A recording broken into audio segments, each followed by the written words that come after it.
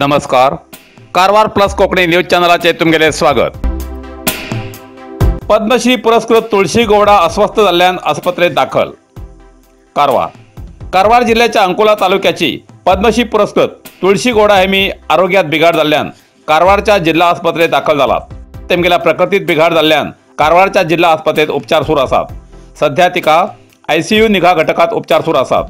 तेमगेल्या अनारोग्याची खबर कळताच कारवार जनशक्ती वेदिकेचे मुख्यस्थ माधव नायक, आमदार सतीश सैल, डॉक्टर अंजली निंबाळकर हेमी आस्पत्रेत भेट देऊन तुळशी गौडा हेमका मेळ्ळन विचारपूस केली आणि डॉक्टराक मेळ्ळन तुळशी गौडा हेमका उत्तम सेवा आणि औषधोपचार करची सूचना दिली. अंकोलात एलिव्ह रिडले जातीचे 115 कासव ताती सुरक्षित रान खात्यालयात ताब्यात. अंकोला कारवार जिल्ह्याच्या अंकोला तालुक्यात हारवाडा गाबितवाडा समुद्र किनाऱ्याचेर समुद्र कासवाली सुमार 115 ताती रेतेत दृष्टी पडले.